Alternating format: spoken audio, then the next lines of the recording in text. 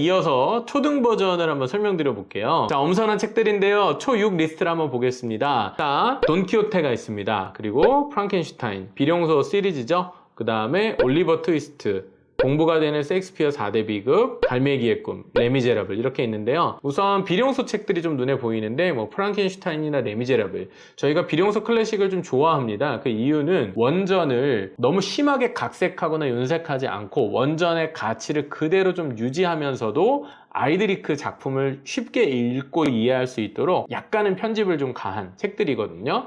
너무 생략이 심하게 돼가지고 분량이 너무 얇아지기 시작하면은요, 원전의 재미있는 문장이나 내용들이 다 생략돼 버려요. 줄거리를 이해하는데 시간은 단축될지언정 고전을 읽는 재미 자체가 사라져버리기 때문에 특히 권하지 않습니다. 자, 뭐 예를 들면은 이 중에 레미제라블이라는 책이 있는데요. 책 전체 분량이 거의 한 600쪽 가까이 됩니다. 자, 저희는 어떻게 읽히냐면 이런 긴 분량의 책을 고전 분기 12월, 1월, 2월 중에 가장 후반부에 둡니다. 아이들이 책을 읽어나가는 성취감이 쌓여지고 나서 마지막에 한번 도전해보는, 그래서 저희가 레미제라블을 3주에 걸쳐서 읽는데, 이 비룡소 책이요, 그러니까 사실은 원전이 거의 1800쪽 가까이 되고 성인 버전으로는 5권 분량되는 진짜 굉장히 많은 내용인데, 그 중에는 사실은 꼭 필요하지 않은, 아이들이 이 핵심을 읽기에는 꼭 필요하지 않은 어떤 사회상에 대한 묘사라든지 이런 것도 많이 담겨 있거든요. 그 부분을 다 뺀 거예요. 하지만 너무 없애서는 안 되겠죠. 레미제라블에 꼭 있어야 되는 내용들이 정말 알차게 잘 담겨있는, 신경 써서 만든 편집본인데 저희가 비룡소를 좋아합니다. 자, 그 다음에 돈키호테 같은 작품도 사실은 작품이 가지고 있는 가치는 굉장히 좋은데, 이 작품도 어쩌면 분량이 너무 많거나 아이들이 좀 읽기에 꼭 필요하지 않은 내용들도 일부 포함되어 있는 게 있어서 저희가 이제 푸른숲 주니어 같은 버전을 사용하고 있는데, 초창기 때는 이것도 마찬가지로 뭐 비룡소 클래식 버전 같은 걸로 길게 읽히긴 했었는데요. 푸른숲 주니어 버전도 충분히 아이들이 원작의 재미와 감동을 그대로 느낄 수 있구나라고 더 엄선해서 아이들이 효율적으로 고전의 재미를 느끼게 할 수 있게끔 그렇게 읽히고 있는 책입니다.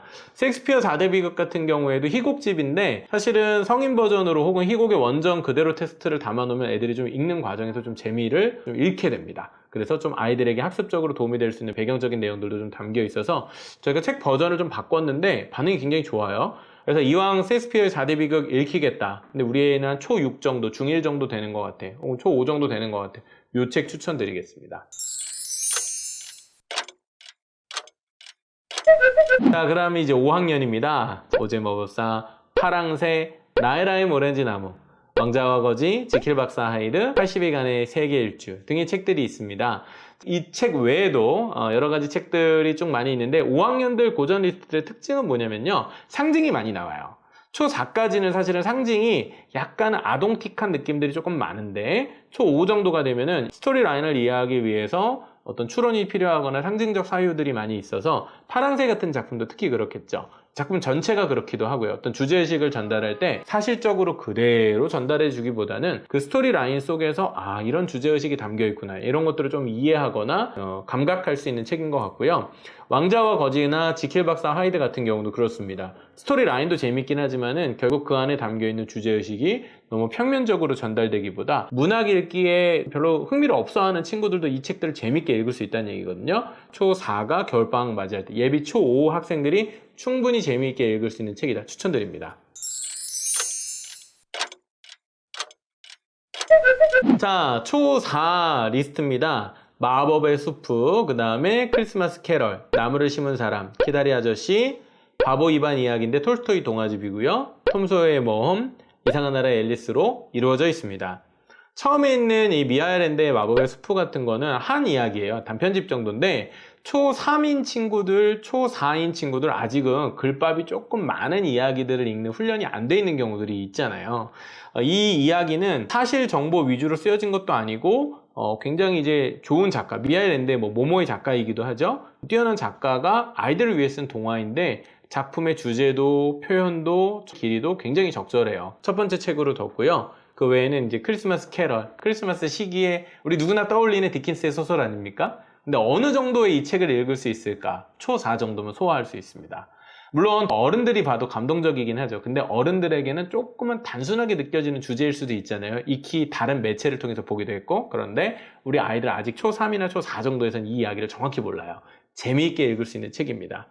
그 외에도 톰 소여의 모험 같은 이야기, 초등학교 아이들의 특징 중에 하나가 이 모험 이야기를 굉장히 좋아하고 괴물 이야기 좋아하고, 초등학교 저학년 때는 똥 이야기 좋아하듯이 모험 이야기가 갖는 매력을 아이들이 굉장히 크게 느껴 하는데 아주 실패가 없는 책이기 때문에 꼭 가정에서라도 함께 읽어보시면 좋을 것 같고요.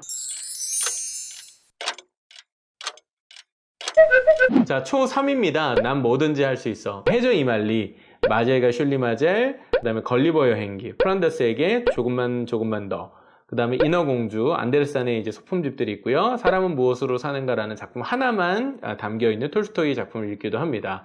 자, 여기서 조금 강조드릴 부분은 해저 이말리나 걸리버 여행기 같은 이야기들인데요. 사실 이 책은 원전으로 읽으면 훨씬 더 긴 분량으로 이루어진 책들입니다. 분량에 비해서 스토리가 좀 단순한, 즉 약간은 다이제스트하게 요약본으로 읽어도 작품의 원 가치를 충분히 느낄 수 있을 만한 재미들, 특히나 뭐 그 외에도 줄 베른이라든지 뭐 이런 작가들의 책들은 고학년이 돼서도 리스트에 책들이 많기 때문에 해저 이말리를 원전으로 읽던 것들을 조금 다이제스트 버전으로 저희가 3학년들과 읽기로 해서 잘 수업을 해가고 있고요. 걸리버 여행기 애들 엄청 좋아합니다. 근데 이 책도 아시겠지만 원전 굉장히 두껍잖아요. 이 책 정도는 저희가 추천드리기로는 현재 나와 있는 판본 중에서는 시공 주니어 버전이 제일 좋은 것 같아요. 이 버전, 걸리버 여행기 외에도 나머지 작품들도 아마 좀 담겨 있는 걸로 알고 있는데 재밌게 잘 읽어보시면 좋을 것 같습니다.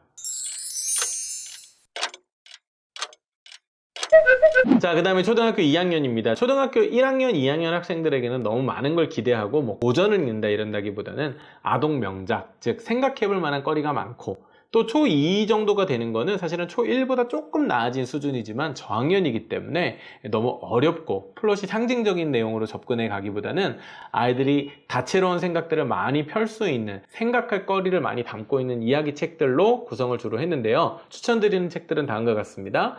피터팬, 당나귀 실베스터와 요술 조약돌, 그 다음에 눈의 여왕, 안데르센 책이죠. 자, 그 다음에 장난을 배우고 싶은 꼬마 이다. 자, 멋진 여우씨 같은 경우에는 초2 학생들과 2주에 걸쳐서 읽어갑니다. 로얄드 달의 너무 유명한 작품인데 이 작품들을 아이들과 천천히 읽어갈 수 있는 속도로 2주에 걸쳐서 같이 읽고 있고요. 거인의 정원, 오피리아의 그림자 극장, 그 다음에 꽃들에게 희망을. 이 꽃들에게 희망을 또 명작이지 않습니까? 이 책을 사실은 모두가 다 어른들부터 막 눈물 흘리면서 읽는 책이기도 한데 이 책을 초2 정도면 사실 그 주제의식을 놀랍게도 아이들이 이해합니다. 충분히 소화할 수 있죠. 근데 생각보다 이 책을 실제로 보시면요. 옛날에 나 어렸을 때 봤는데 이런 기억은 있으실 텐데 어른이 돼서 이 책을 보면 깜짝 놀라시는 게 이 책이 왜 이렇게 길어요? 이렇게 놀라십니다. 책이 크게는 1부와 2부 내용으로 나뉘어져 있기 때문에 각각의 내용을 한 2주에 걸쳐서 천천히 아이들과 제대로 소화할 수 있도록 함께 읽어가고 있고요. 그 다음에 리디아의 정원 뭐 이런 책들이 있습니다. 사실은 초1이나 초2는 리스트가 굉장히 다양할 수 있어요. 팁으로 드리는 거는 저희가 추천드리는 책들이 포함된 시리즈물들이 있어요. 그 시리즈의 다른 책들이나 권들도 함께 읽으시면 도움이 될 것 같습니다.